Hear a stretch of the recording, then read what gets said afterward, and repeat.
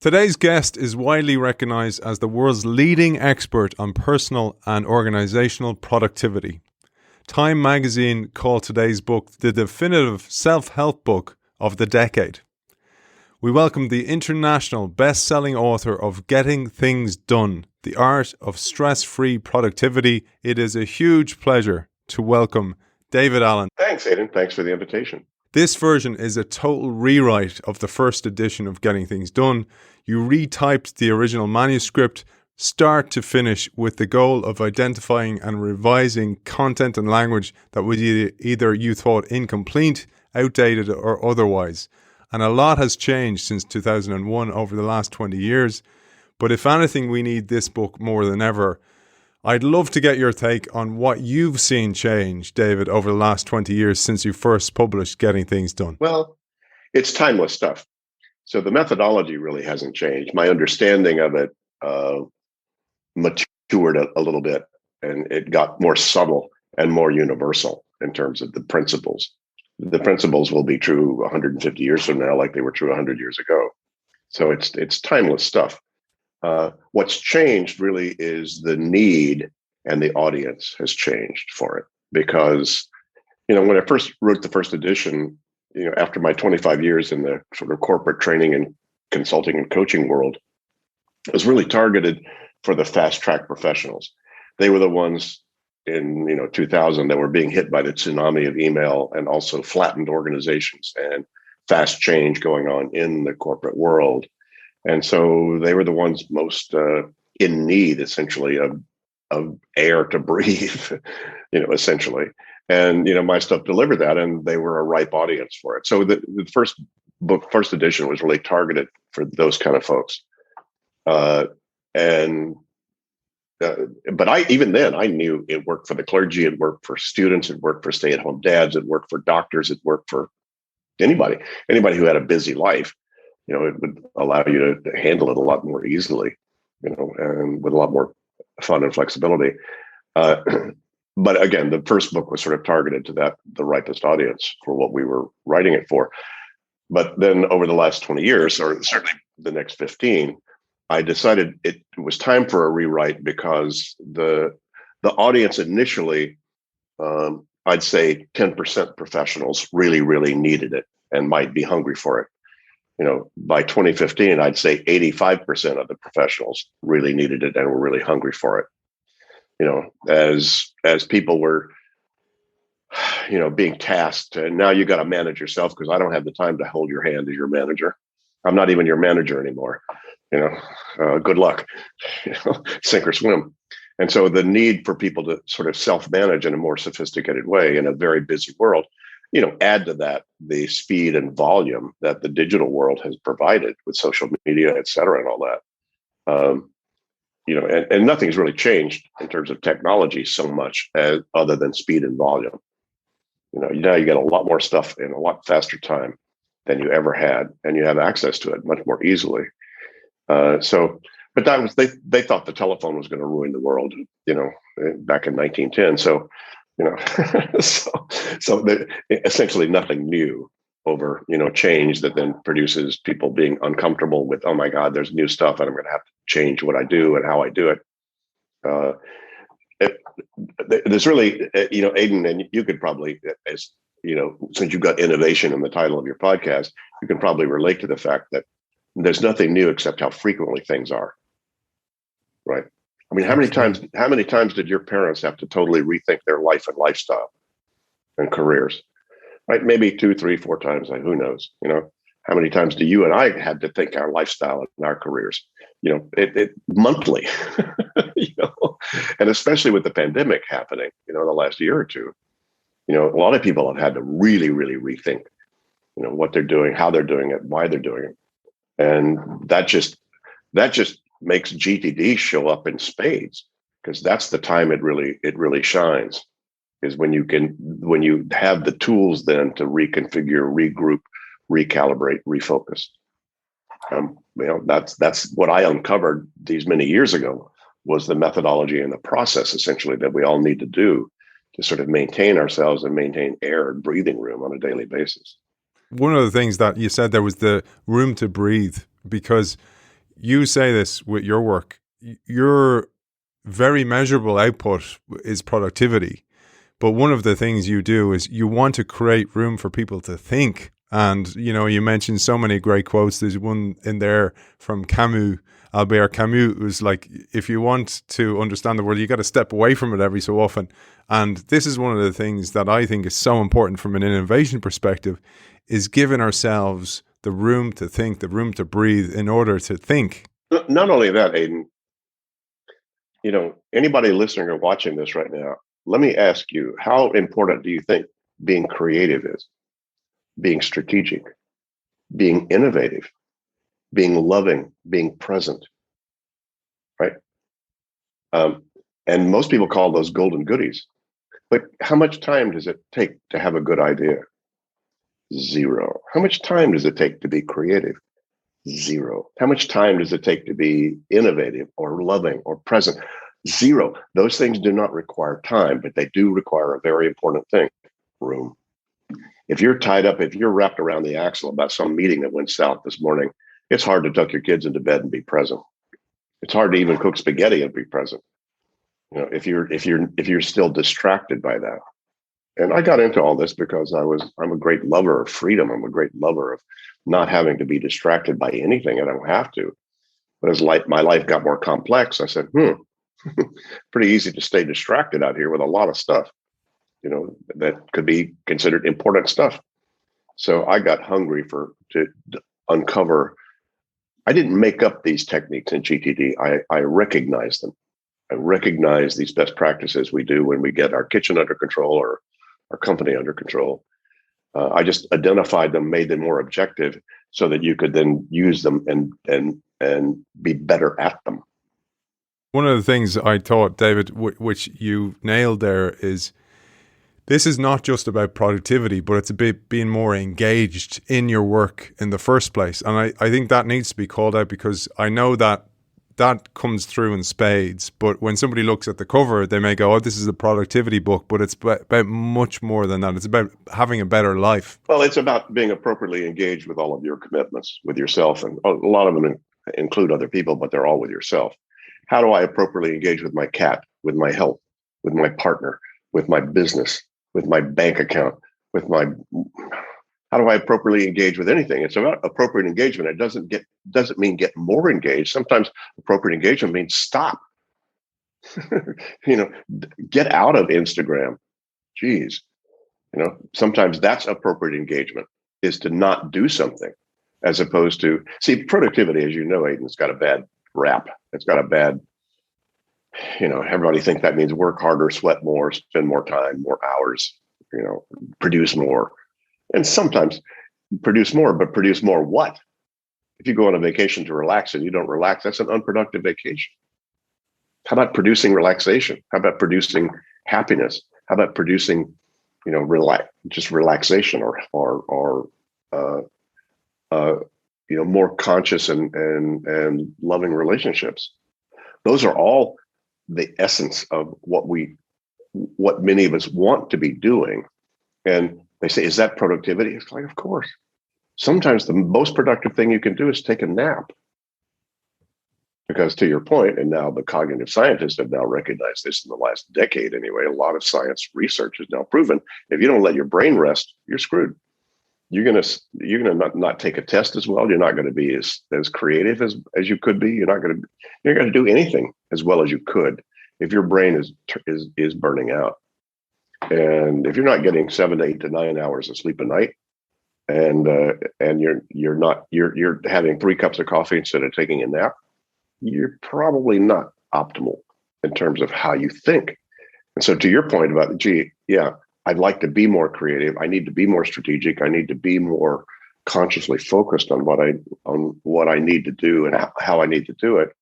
You need room, and that room can be, GTD produces, how do I get rid of a lot of the distractions, or all the distractions essentially that are pulling on my attention, so I can focus on something without being distracted by all the other stuff, but also giving you room to take a nap. One of the things you said that spoke to me so much, and I see it everywhere, is one of the great paradoxes of this millennium is that we have a better standard of living than ever before, but at the same time, we're overloaded and more stressed than ever before. Well, I'm not a big researcher in all that whole area, but from what I read, essentially by a lot of people's standards, we're no more productive, no matter how. As a matter of fact, now, Aidan, if you were the only person who had Microsoft Word and Excel, and you were the only one who had them, you would so tear apart your competitors about anything.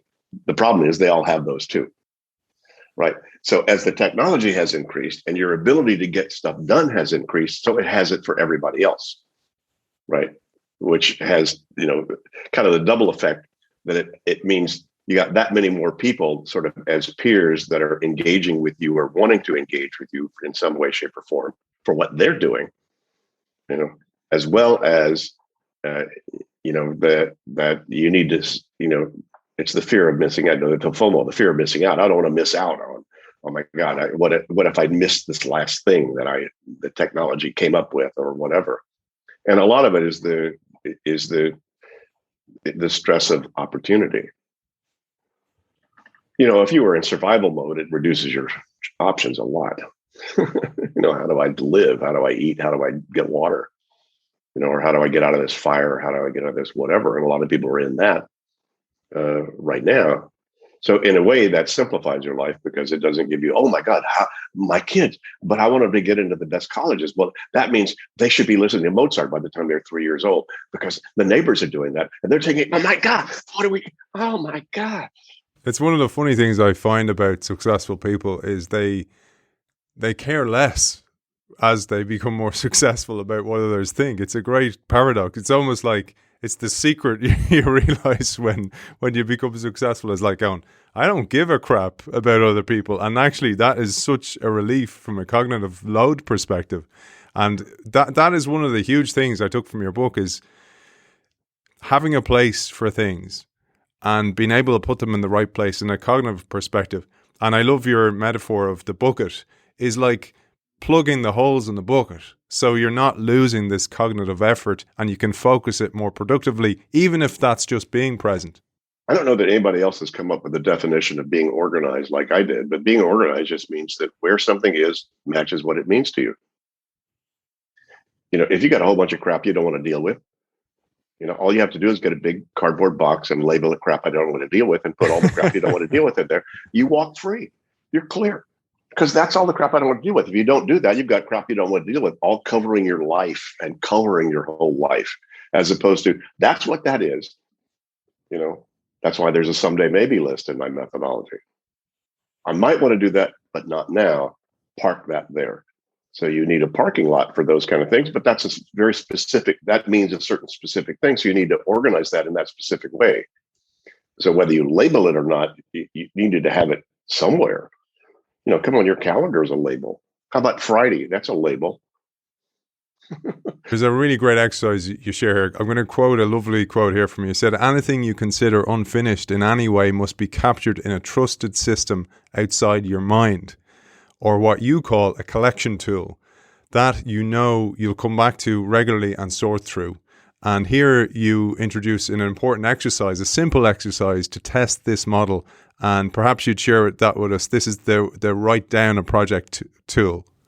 Well, just take anybody listening or watching this. If you haven't started to implement GTD already, I mean, all you have to do, it doesn't take but a few seconds to start to implement it. All you need are these really high tech tools. No Wi-Fi required, no batteries required. It's a whole new thing. It's called paper and pen. God, what a concept! And get yourself a piece of paper and a pen, and take the next 30 seconds and write down the 5 things that are most on your mind, aside from listening to me and Aidan. Right? If you stop listening to us right now, what's most got your attention? I need cat food. I need a vice president of marketing. I need to figure out whether we should adopt or not. Right? Just write down the top 5 or 10 things.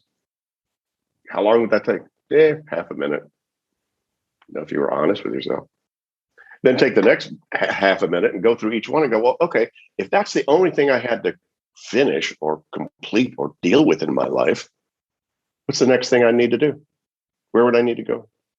Oh, I need to surf the web about that. Oh, I should talk to my life partner about that. Oh, I need to buy cat food at the store. I don't know. You decide what the next action is, but it's probably something you actually haven't figured out yet about those things. Otherwise, it wouldn't be on your mind. At least it wouldn't be on your mind if you had decided those and still um, and had parked those reminders. This is some cat food to pick up when I'm at the store. Here's the agenda to talk to my life partner about. Here's where that goes. Here's where my next step on hiring a vice president is, I need to call McGregor and see what he did, because he did something similar to that. Let me chat with him. So if you figured those things out and park those reminders in a place you trust, you will see those reminders in the appropriate way. Guess what? Even though they may be big issues, adopt or not, hire the vice president or not, cat, starve or not, I don't know, whatever those are, no matter how important they are, they're off your mind.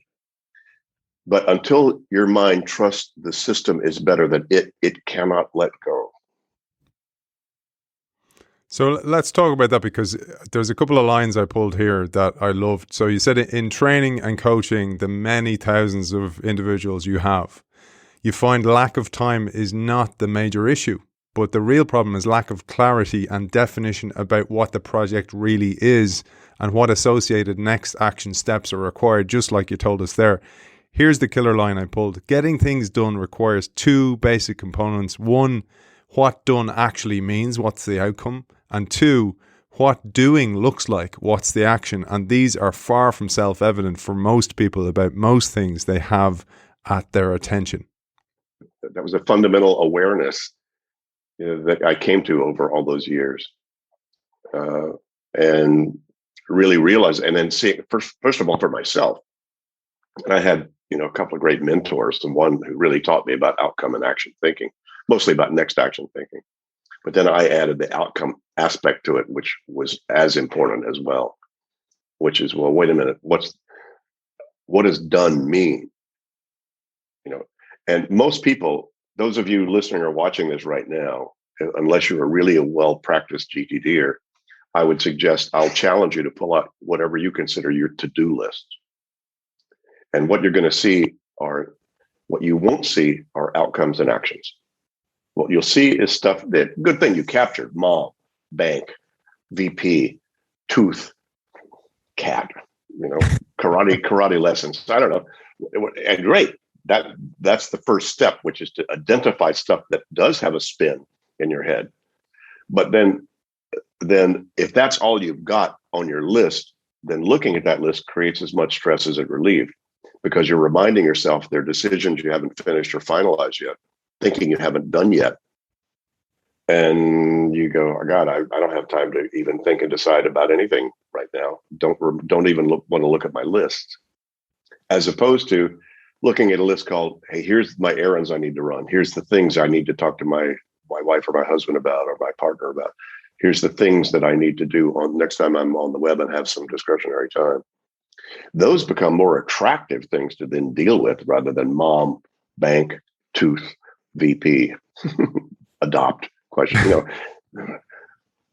And I'm not saying this makes life easy. It makes it a lot easier to engage with. I mentioned about the cognitive bucket, so the holes in the bucket. And this was a huge, I didn't get this the last time I read the book, actually, and probably because I've experienced much more challenges, like you said, over those years. But I loved the thoughts on horizontal and vertical action management. And maybe you'll help us here. And what you say here is the short-term memory part of your mind is a focusing tool, not a storage place. And I often do that. I kind of hold things in working memory. And what I didn't realize is actually I'm using up that cognitive capacity for other things. So I'm not fully present on the action I'm actually doing. You have a certain amount of cognitive real estate, right? That's it. And the problem is, if you're keeping stuff in your head's just a really shitty office. I mean, pardon my French, but it really is. It doesn't, your brain did not evolve to remember, remind, prioritize, or manage relationships between more than four things. That's new science, cognitive science data. Your brain evolved to do some very sophisticated stuff, which it's doing right now, which is using long-term memory and pattern recognition to say, that's a computer, that's a light, that's a sound, that's a thing. and that's a book as opposed to Vibrations of Light and Sound. Your brain evolved to do some very, very cool stuff, but you go to the store for lemons, you come back with 6 things and no lemons. Oh shit, what happened? You tried to use your head to try to remember and remind it. It wasn't designed to do that. So your head, as you know, I've said, your head's for having ideas, but not for holding them. And so most people are trying to use their head to manage the relationships and prioritizations and reminders of in their life. And that's why people are burning out. It doesn't make life easy. It doesn't make the pandemic something you don't have to worry about or be concerned about. It just means, how do I appropriately engage now with this new situation that I'm now in? So, Dave, before we move on to the core process, the 5-step method, I really wanted to talk about some of the things you mentioned later on in the book, which were, for example, one thing in this age of virtual workspaces, or even hoteling, as you mentioned, you call it, or this idea of hot desking. One of the things I took from the book is you need a mirror of your workstation at home, and even when you're in transit, you need that control station in order to almost trigger yourself towards action. I'd love your thoughts on this, because I think this is a real challenge for a lot of organizations now. Some of those organizations listening will actually be wondering, do we need an office at all? But you're a huge advocate of the workstation. Let's see. How would I best address that?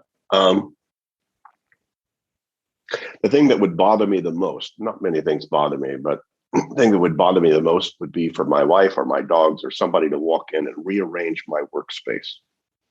Because then when I sit down to work, I've got an idea. Here's what I need to do. I sit down. I don't want to have to rework my workspace in order to utilize or to manifest or to take advantage of that idea. I need to sit down and hit the road running. Right. So if you can sit down and hit the road running wherever you are, hey, cool, you're fine. That's fine. You just need to make sure that your systems are set up so you can do that. Right. So that's why, my workspace, if you look at my workspace, pretty much the same thing over the last 20 or 30 years. You'll see several baskets that look like end baskets on my right-hand side. And you'll see a little standing file rack over here of files that I throw stuff into almost daily. Receipts from one of my 2 businesses, that I need to print out because my accountant sometimes wants to see them. And it's a lot easier to see the printed hard copy than it is to try to go reconfigure all the PDFs on the computer. Right. So these things right at hand are right there. How to control my shades on my blinds right now. That control is right there. My underfloor heating control is right here. All that stuff. Salt, because I often take my lunch, into my desk while I'm looking at some longer form kind of things. I just kind of want to enjoy while I'm having lunch. But sometimes my wife doesn't put as much salt as I like, so I can't. So she doesn't know about that. You've hidden that. No. She knows. She knows about it. And and stapler and Scotch tape and my bank access thing that I need to get to. So I just got all this stuff around me, but I need that so that I don't have to think about any of that. All I need to do is work, think, enjoy, do whatever I want to do and feel like doing. So it depends obviously on the complexity of your life and also your own personal style. Who's the designer who does beautiful socks? He's a Brit. Paul. Forget it. Yeah. Anyway, Paul Smith, is it Smith? Paul Smith, yes. Yeah. Paul Smith. And apparently his office is full of nothing but playthings and animals and whatever. And that's absolutely fine because he likes that kind of environment to help him sort of think and be creative. So there's no rule about what your environment or your ecosystem for work needs to be or look like. It just needs to be something so that you don't have to rethink how you work to sit down to work. That's why I had my sort of railing against open office or hoteling or whatever where you don't have your space. And it's okay. I have my space here. Now, before the pandemic, I was still traveling a whole lot. I've spent a lot of my 75 years, on the road and doing a lot of stuff. So I'm a pretty good road warrior. So I had my own personal system set up so that everything I didn't have with me were my physical files, right? But everything else I could do, as life became more virtual, that was fine. So I could sit on a plane for 10 hours to LA and still do the work that I needed to do. It was fine. So as long as again, it's quite individual to people's work and the nature of their work and what they need to have at hand. What you don't want to have to do is to rethink something. What I don't do is emails on the phone. I don't do work on my iPad or my iPhone. Those are for my GPS, and they're for, sort of messing around while I'm in a line, practicing Dutch, which I'm trying to learn, things like that. But I don't try to do work on that small space. I need a much bigger real estate in order to be able to think and manage stuff, because oftentimes I'm thinking of that, and that reminds me of this. I need to go here, park that there, let me go here, because multitasking actually can be highly productive. And can be some of your most productive stuff to do. If I'm waiting for something to boot up on my computer or reboot, I just, set up an upgrade. If I set up an upgrade in Microsoft, for my Outlook systems, God, that could take an hour, right? So how do I use that hour? Well, I'm ready. I could go over here, I could go do that or whatever. So being able to take advantage of the various kind of windows of time you have, I think has a lot to do with your workspace and how you set it up. And so you don't have to reconfigure it in order to work. You touched on stuff like the technology. We might come back to that when we're talking about capturing as part of the 5-step process. But I mentioned you've updated the book, you've updated the system with a modern world in mind.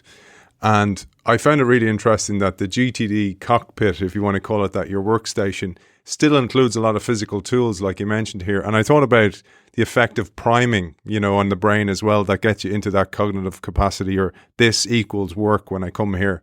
The salt cellar equals time to eat for me. But some of the tools I just wanted to mention, because they're still physical tools: pen, pencil, like you mentioned, Post-its, paper clips, stapler and staples, scotch tape, rubber bands, automatic labeler, that one again, that magic tool, filed folders, a calendar, waste basket and recycling bins.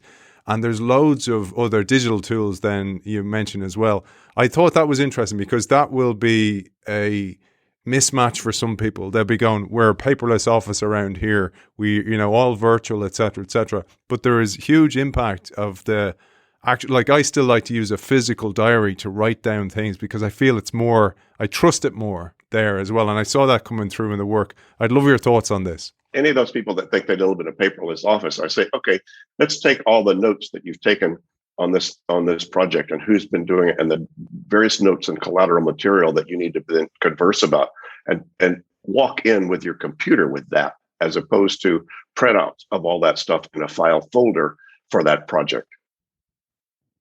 Take your pick. And nobody's going to walk in and be able to be conscious about all that and see and manage it appropriately, unless they've got some physical particle that's a representation of that they can see against other things. Quite frankly, there was no better tool for managing my life than the paper-based planner as a single tool itself, simply because you could have multiple pages of all different kinds of things, but see them against each other very quickly. You could see the whole thing. I held the whole thing within a very cool leather binder.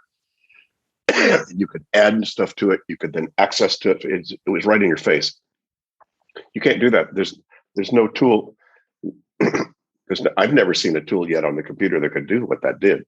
Now, there's good and bad news. I mean, what that didn't have was the ability to be able to link the digital copy and paste, and to have multiple copies you could put in various places, and and search and all that stuff. So I'm a kind of a high tech guy as well. Most of my lists are high tech, but again, there's probably no better tool. As a matter of fact, I know a number of high tech people that have gone back to paper planners, especially if they have the sort of ADD or ADHD kind of tendencies, where they can be very easily distracted about all kinds of stuff.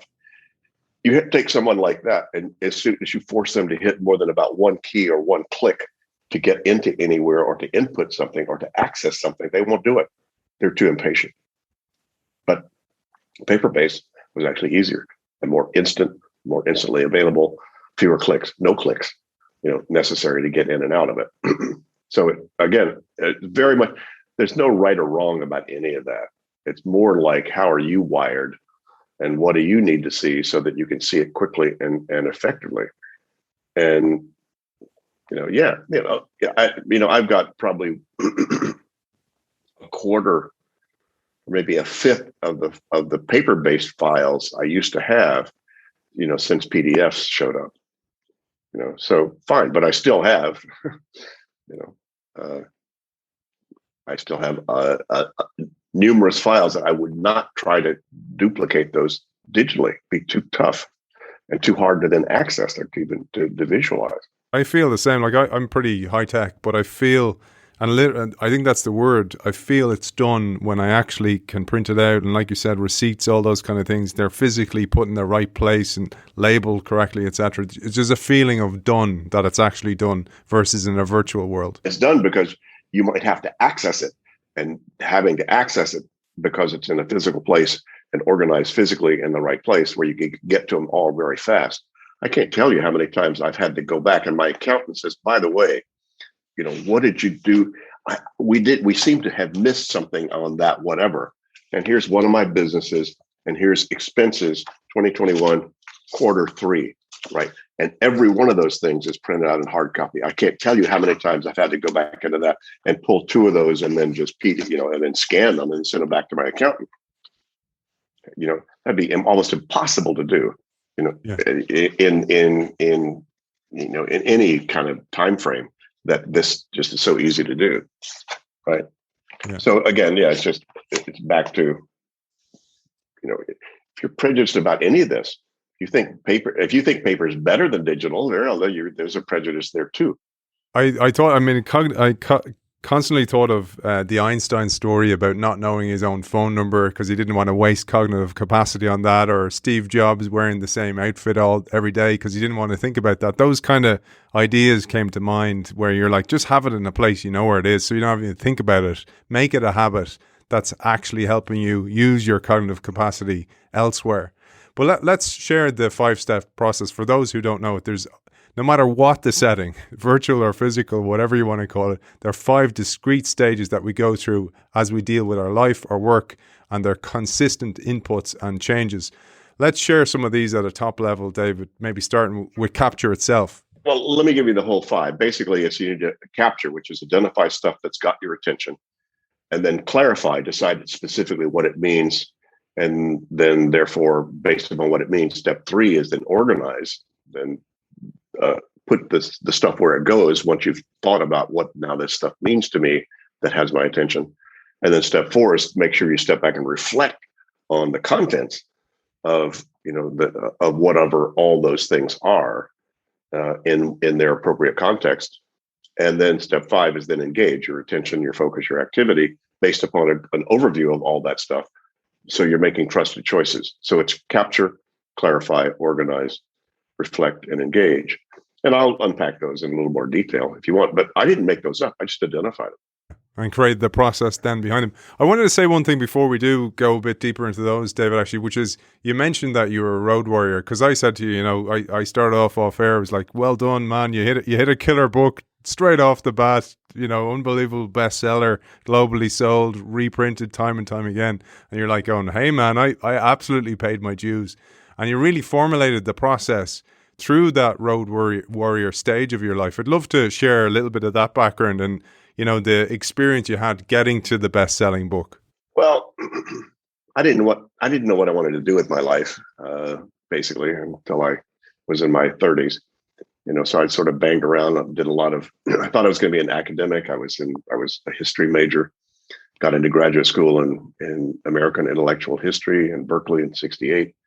And then discovered that I got more interested in my own enlightenment than anybody else's. So I dropped out of graduate school, said academia is not where I'm going to find that, I don't think. And then got a black belt in karate, meditation, spiritual explorations, all kinds of gurus and people I met, and just more to who am I and what is all this thing about? God, truth, and the universe. It was really my focus. I was never particularly entrepreneurial or aspirational materially, about any of that. But again, they weren't paying people to do that. So I had to have a job to pay the rent. And I had a number of friends who seemed to know what they were doing materially, and they were starting businesses, had their own small enterprises and so forth. And I became a good number two guy. So I helped a lot of people sort of in their businesses. I just walk in and go look around and say, how much easier can we do this? Because I'm Mr. Lazy. I just look, whatever. Now they call that process improvement. I just said, how much earlier can we leave today? And so I'd help them. I'd kind of look at how they were doing. I'd say, well, there's probably a better, easier way to do that. And I would just come up with some improvement to their process. And then they'd fix it. And then I get bored. And I'd go find it. I'd leave, go find another job. Then I discovered one day they call people something that do that and they pay them. It's called consultant, right? Gee, couldn't spell it. Now I are one. So then 1982, hung out my shingle, Allen Associates. I said, okay, well, let me see if I can just sort of sell myself on a project by project basis. And, but again, I've never had any formal traditional education in time management, productivity, or business. This is all just street smarts for me.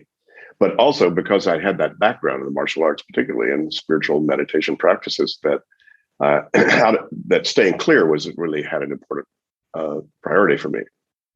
My life got more complex. I was discovering techniques for myself to how do I stay clear as my life was getting busier. And then I turned around and used those same techniques with my consulting clients, and turned out it produced the same results for them: more clarity, more space, more freedom, more control. Hey, I said, that's cool.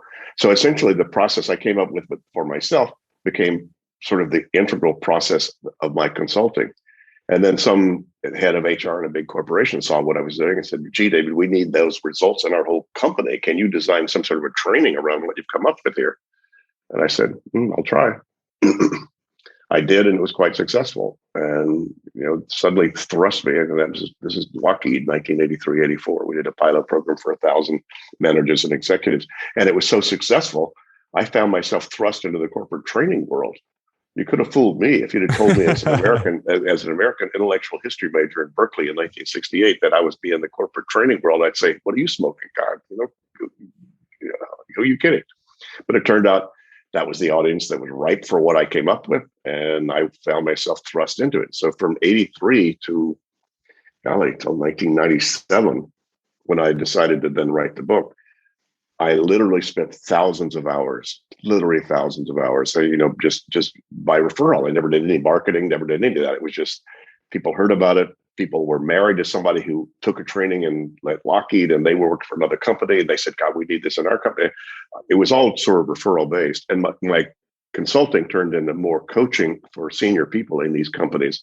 Once they took the seminar or heard about what I was doing, they said, can you help me at my desk? And so I spent thousands of hours, quite literally, desk side, one-on-one with some of the best and busiest people you'd ever meet on the planet, actually implementing this methodology and refining it based upon that experience. And that's why I say it took me 25 years, to figure out what I'd figured out, and that it was unique and that nobody else had done it. And then I got some really good coaching that I should write the book, in case I got run over by a bus. Somebody at some point would have figured this out maybe, but I said, okay, let me see. And I had no idea whether anybody reading the book would get it. I just had to write it down so that I could say, okay, if I were going to write the manual of what I've learned in my 25 years, what would I want people to know? And that's the first edition. It took me 4 years to write it and get it published, from 97 to 2001. That was quite a feet. I almost became an alcoholic writing a book about stress-free productivity. Trying to write a book while you're, got a day and a half day job all day doing all this other work, crazy. The book is peppered with beautiful quotes, by the way. I love that process of putting quotes in that kind of encapsulate the thought that's coming or has just happened. And I saw one there by William Blake.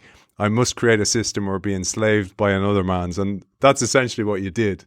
You're like, oh, look, this is the best way I see this working here. I'm going to give this to the world. And it's a great story, man. And all the Road Warrior days paid off big time. So I'm delighted to see that. It's great for anybody who's thinking that way out there, listen to the show as well. And the other thing was the martial arts, because at the start you talk a lot about that, about how the martial artists, the whole idea of reaction, etc., etc. Maybe we'll share some thoughts on that, because that absolutely influenced this book. The mindfulness folks that are popular these days, say focus on your breathing, get present. The whole idea is being present. I learned that 40 years ago, getting my black belt. Believe me, I mean, a lot of that work had a lot to do with how do you clear your mind, and a lot of meditative kind of practices. They're, for some people, there are spiritual components to that, but very practical component. If four people attack you, surprise you in a dark alley, you do not want 2,000 unprocessed emails hanging around your psyche, right? You need to be clear, and you need to be clear, and you need to be clear, and you need to be, that's done, and now what? And you need to have sort of situational awareness, which is their teaching in the military now. How do you get really clear very fast and then to trust your intuitive judgments? Because you don't have time to think. You need to have already thought. You don't have time to practice. You need to have already practiced. And so that whole idea of being ready, people say, oh, gee, David, you got a black belt. That's not very lazy. Yeah, but I could walk across the room with less effort than most people. Right. So there is a kind of an investing so that you don't have to work hard. Yeah. And that's a lot of what GTD is. As you know, Aidan, this doesn't come easy to be to really implement GTD as a full practice, in terms of your life. So let's share a couple of the lower hanging fruit, because there's lots of low hanging fruit. And I love this. You're kind of going, look, you won't put everything into practice. There's no way. But even if you pick up a few useful tools, because this is one thing you say about a lot of those successful people you've worked with, they often have some tools that just work for them. For example, defer or deal with something. Those kind of ideas. If you can do it in 2 minutes, do it. Maybe we'll share some of those low-hanging fruit tools that people can use. Well, first of all, you need to capture stuff that got your attention. Otherwise, that's going to take more of your attention than it deserves. Cat food, write it down. Vice president, write it down. Get that stuff out of your head. So that's the first step. And as you know, that's a critical first step, and takes people really a while to do that if they really catch this. Most professionals take 1 to 6 hours for them to really empty their head of all the stuff that has their attention, if you include personal and professional. So once you get your head empty, then you need to go through the clarify step, which is take each one of the things, as we talked earlier, and say, okay, what's the next action on this? If there is an action on it, it may not be. It might be reference material. It might be trash. It might be something saying, no action now, but let me incubate that, park it somewhere, and then remind myself later. So those are the non-actionable stuff. But the actionable things, we say, yeah, there's something I need to do about cat food or about the vice president. Then what's the next action on it? Make that decision very discreetly. Is that an email to send, a conversation to have, a website to surf, an errand to run? What's the specific thing? And will that one action finish whatever that commitment is? And if not, then what's the project that you need to then identify and track until it's finished? So action and outcome become the outcome thinking of the clarification step. That's step 2. And once you then decide those things, so again, as we mentioned before, all you had to do is write stuff down that got your attention, decide action and outcome, and then have some sort of an organizational system that you then park that stuff into. So you trust you'll see it at the right time in the right context. And those are the things you need to do to sort of get your stuff off the mind. But that's these 5 steps really is about identify it. And come on, anybody listening or watching this, have you ever had your cooking area, your kitchen area out of control? You came home and it's like, oh my God, it's like it's been attacked. But you got friends coming over, or you want to create a nice dinner for your family or whatever. Oh my God, what's the first thing that happens? The first thing you notice what's off. That's the capture step. There's a lot of things in the kitchen that don't have your attention, but what does is the stuff that's not where it needs to be, the way it needs to be. So you identify that. That's the capture step. Then what do you do? Well, then you decide, well, wait a minute. Is that a dirty dish? Is that a spice? Is that a clean dish? Is that good food? Is that bad food? You're clarifying the nature of those things that are off or not where they need to be, the way they need to be. So once you then clarify that's bad food, then what do? You organize. Bad food goes there. Good food goes back in the fridge. Spices go where spices go. Da-da-da-da. So you organize then things that you recognized based upon what they were, to put them in their appropriate places. And then what'd you do? You reflected. You stepped back, looked at the whole scenario, looked at your watch. They're coming over in an hour. Okay. And then you engage. You say, let me go pull out some butter to, saute our appetizers.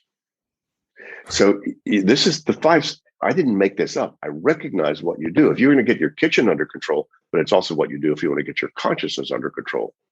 Just though very few people really do that. Everybody does it to some degree. Everybody knows how to write something down. Everybody knows how to decide some next action if they have to decide that. Everybody knows how to keep a list. Everybody knows how to look at a list.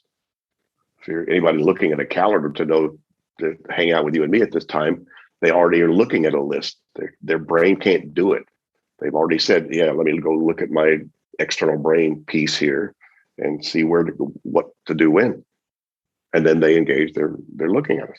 All right. So capture, clarify, organize, reflect, and engage. That's how you take any situation or any enterprise or any situation and get it from not quite as under control as it needs to be to under control. One of the things you say, and this will resonate with so many people, it absolutely did for me, is you said most people feel best about their work the week before they go on vacation, because it's not the vacation itself. It's actually that they clarify and they organize everything before they go away. The concept here you imparted is really valuable, and that process actually is just, that was magic for me. It was just like, well, that's it, and then this process is just an ongoing version of that. One of the things I really wanted to focus on was just from an innovation perspective. So you've worked with some of the best minds in the world, best business owners, and the things you've noticed from them, what you've gleaned from them. One of them was actually they wanted to get the GTD model in place so they could actually focus on that, like you said, so they weren't wasting cognitive capacity on that. But it was then developing time to work on these more longer term, less urgent projects. What were your findings from working with those people? Well, not only finding more time, but finding the right people to delegate the right things to. But see, you're not going to give away anything you can't control. So building your own personal systems so you can control what you give away, so you can track what you're expecting from your directs or from your chief of staff or from whatever, was a whole lot of what a lot of these people started to gain from this. Was the ability to feel like I can now appropriately give away a lot of things that were eating me up, because I can now trust my chief of staff or my executive assistant to now handle this, because I feel like I can control monitoring how well he or she is doing, how soon, and then I'm getting back what I'm expecting them to get back to me about. Because a lot of, probably in terms of the innovation space, from the most successful entrepreneurs and CEOs, that I've worked with, a lot of it was their ability to delegate more and to trust more, and then to be a lot more rigorous with holding their own people accountable for these same kinds of things. One of the things there, say right, the level up. So say that's Jeff Bezos, for example. He owns the company. I don't know this for sure, but somebody told me, because they met him in Mexico and they said he is a GTDer. He is. He is. But he says what you said. I don't know that. Yeah, no, but he says what you said. He actually says, if somebody in my organization is pulling me into the present, I'm not doing my job. I haven't delegated properly. And as you said that, I thought about it. I bet you David was sitting beside Jeff Bezos for years, helping him with his work. That came to mind. And you also said the most successful business people in the world. But the whole idea was that oftentimes they're measured on themselves, and they don't want to let go of those things themselves. They don't want to delegate, and that's a huge challenge. I'm sure you've seen a bit of that as well. That's a timeless management issue. It's the kind of thing you get promoted because you're really good at something, but you're then promoted into something you're not really good at, and so to feel comfortable, you slide back down into what you got promoted doing. And so, being able to let go of what you did well with people who may not be doing it quite as well as you would do them. That's a huge challenge. That's a universal challenge, for people sort of graduating professionally, in that regard. So you it's like your willingness to step into unknown territory and trust people. But again, you will not give away something you don't feel you can still control. And so that's why people resist so much the delegation, because they don't trust their own personal process to control it. The giveaway. I have an end quote. I tried to finish with a quote that I love from the book. There were so many from the book, but I pulled one. I'm going to read that, and I'd love you to finish today's show then afterwards. But before I read this quote and then let you finish the show, maybe with your final message for people, or your kind of legacy message that you want people to live a better life, whatever it is, where can people find out more about you and about GTD? Well, go to gettingthingsdone.com. That'll give you, an overview of our stuff. Free podcast, free newsletter. You can sign up for that. Uh, Also, depending on where you are in the world, we now have licensees and partners, that we've certified to deliver both our training and coaching, in deeper levels about all this stuff around the world. 90 countries actually now we're represented in. So, if you're in Ireland, if you're in the UK, our friend Next Action, associates, out of London, they do UK and Ireland, anyway, you can go to just click on training and coaching when you go to our site and type in your country, and you'll see who's doing public seminars and coaching and so forth around our stuff. That's one way to do it. Also, go to gettingthingsdone.com/YouTube, and you're going to see me, all my 3 TEDx talks. You're going to see a gazillion, podcasts that I've done and so forth. So if you want to sort of hear me talk about the same things over and over, but in many different ways, you can go check that out if you like to see the audio visual, kind of versions of this material. So all those are ways to kind of stay in touch with the material, or maybe do a deeper dive for yourself. And I'm going to quote this, and then I'm going to hand over to you for your final word. So I love this line. You said, an additional aspect of this future thinking dynamic is the value of staying immensely flexible and informal about goal setting. Positive future thinking is critical and fabulous, but it's most effectively manifested when it's tied to a confidence of execution in the material world, with responsiveness and course correction built in. This idea about being clear on where you're going, but flexible about getting there. I thought that was a beautiful line that is so valuable in the world we're living in today. David, over to you. What's your final word for our audience? Our mission with this work is that we create a world where there are no problems, only projects, or that problems are perceived as projects, not then only as problems. So, pandemic, problem, yeah. What's the project? What do you now need to do, given the changes in the world that's going on? And if we could get a world where people step back into the driver's seat instead of being victimized or complaining, then, that's going to improve the planet a ton, no matter who gets it. As a matter of fact, anytime any of you get this in any more way than you're currently doing it, it's going to affect every single intersection you have the rest of your life, and will improve them too. So have at it. It's fun. It's easy. It's not hard. And, God bless. Author of Getting Things Done, The Art of Stress-Free Productivity. It's been an absolute pleasure. David Allen, thank you for joining us. Aidan, thanks for the invitation. This was fun. Hopefully useful for all of you listening.